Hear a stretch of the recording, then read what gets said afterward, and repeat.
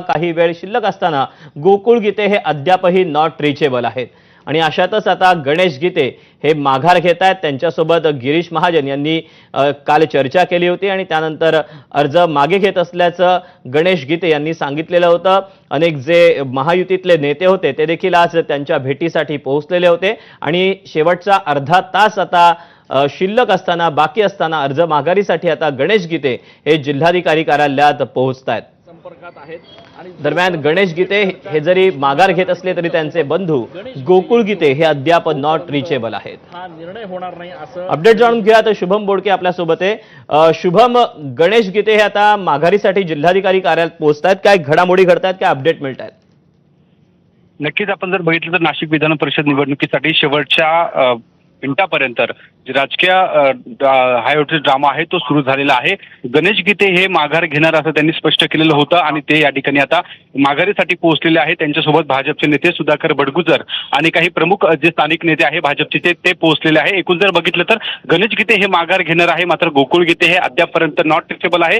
गोकुळ गीते नेमके कुठे आहे, गणेश गीते हे त्यांना गेल्या 2 तासांपासून त्यांचा संपर्क करण्याचा प्रयत्न करत होता, मात्र गणेश गीते आणि गोकुळ गीते यांची देखील चर्चा झालेली नसल्याचं समोर येते आणि त्यामुळे गोकुळ गीते हे अद्यापही नॉट रिचेबल आहे। एकूण जर बघितलं तर गणेश गीते हे माघार घेणार आहे आणि गोकुळ गीते निवडणूक लढतील अशी शक्यता जी आहे ती सध्या तरी आपल्याला या ठिकाणी पाहायला मिळते। शुभम, गोकुळ गीते यांच्यासोबत संपर्क साधण्याचा कसा प्रयत्न केला जातोय? गणेश गीते यांची तर माघार आपल्याला पाहायला मिळते, गणेश गीतेंकडनं गोकुळ गीतेंशी काही संपर्क साधला जातोय का? कारण अवघी 28 मिनिटं आता शिल्लक आहेत। नक्कीच शेवटच्या क्षणापर्यंत गणेश गीते यांचे प्रयत्न गोकुळ गीते यांच्या सोबत संपर्क होण्यासाठी त्या ठिकाणी आपल्याला पाहायला मिळतोय।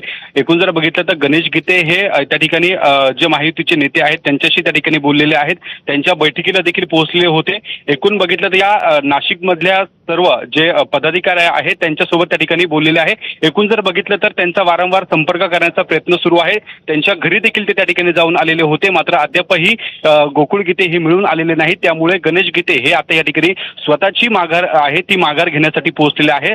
अजूनही त्यांचा फोन या ठिकाणी सुरू आहे, वरिष्ठांची चर्चा सातत्याने ते करत आहे, मात्र गोकुळ गीते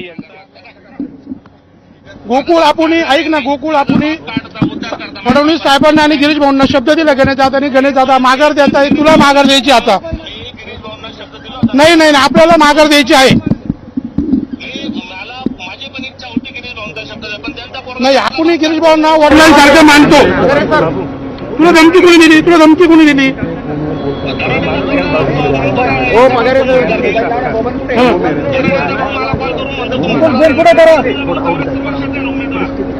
नाही पण ते जाऊ दे, आपण भाऊंना शब्द दिलेला आहे, तू आणि माघार देऊन टाक। नाही नाही नाही तुला बाकीचं माहित नाही, तुला यावं लागेल, माघार द्यावं लागेल। नाही आपण पक्षाची एक निष्ठा आहे आणि आपल्याला माघार द्यायची। मी मोठा भाऊ म्हणून तुला रिक्वेस्ट करतोय, तू मूर्खपणा करू नको। गणेश भाऊ बोलतोय तुझ्याशी। हॅलो हॅलो हॅलो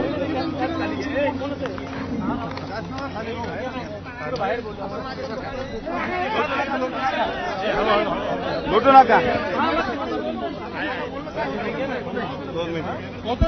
कन्व्हिन्स करतोय त्याला, मी कन्व्हिन्स करतोय।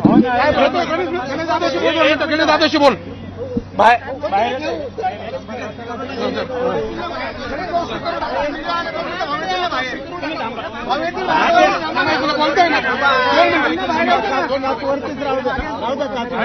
तेव्हा हा हाय व्होल्टेज ड्रामा आपल्याला पाहायला मिळतोय आम्ही रिक्वेस्ट नाशिकमध्ये। करतोय, आम्ही पक्षाची एक निष्ठा आहे, गणेश भाऊ माघार देते आणि गोकुळ भाऊ बी देतील, पण त्यांनी शिवाय गाळ्या करायचं नव्हत्या। काल काहीतरी बोलले गेले गोकुळ भाऊला, कुणाकडे कुठेतरी काहीतरी बोलले गेले तिथं, त्यांचा बाप वगैरे काढला गेला, त्यांचा बाप देऊन बाप बी माघार देते तिथं जाऊन म्हणे, त्याच्यामुळे गोकुळ भाऊ चिडलेले, बाकी दुसरा काही विषय नाही। आणि गणेश भाऊचा काही विषय नाही, गणेश भाऊ ऐकून घ्या माझं काय म्हणणं, गोकुळ भाऊ आजही तयार आहे, आम्ही पक्षाची एकनिष्ठ आहे। आम्ही देवेंद्र भाऊने आम्हाला जो शब्द दिला आम्ही माघार घेणार आणि गोकुळ भाऊला माघार घेण्याकरता आम्ही त्याला चिडतोय, जिथं असेल तिथं तो 5-10 मिनिटं पोहोचतोय। केलंय त्याला, रिक्वेस्ट केलंय मी त्याला। गोकुळ गीतेंचं म्हणणं मी ठाम आहे, आम्ही कार्यकर्त्यांची इच्छा आहे की त्यांनी निवडणूक लढावी, कारण की ही काही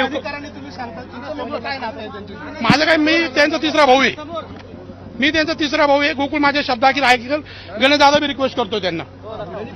आणि आम्ही गिरीश भाऊचा आणि देवेंद्रजीचा शब्द 100% मानणार आहे. असं कुणाल दराडे असं काय बोलले होते ज्याच्यामुळे त्यांना राग आलेला आहे? ते त्यांना गोकुळ भाऊला कोणीतरी रेकॉर्डिंग पाठवली. गोकुळ भाऊ कोणीतरी रेकॉर्डिंग येते.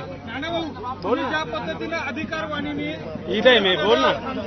मात्र ते ऐकत हा बोल ना. संताप होण्यामागचं आणखी काही कारण आहे. नाही ते नाही, एकमेकाच्या बापने ना काढले पाहिजे ना, आपण बाप नाही काढले पाहिजे ना आपण. आणि काय आहे, गोकुळचा आमदार एकच म्हणणं आहे, त्यांच्या घरात 2-2 आमदार आहे. का गोकुळची इच्छा आहे का मामा मागच्या वेळेस गणेश भाऊची काढल्या गेली, तर आज गोकुळ भाऊची इच्छा आहे का तुमच्या घरात 2 आमदार आहे, आमच्या घरात 1 आमदार झाला पाहिजे. असं आपण बघतोय गणेश गीते आता बाहेर येत आहेत.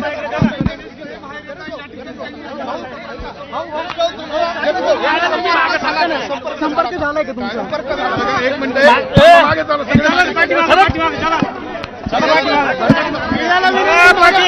विनंती मागे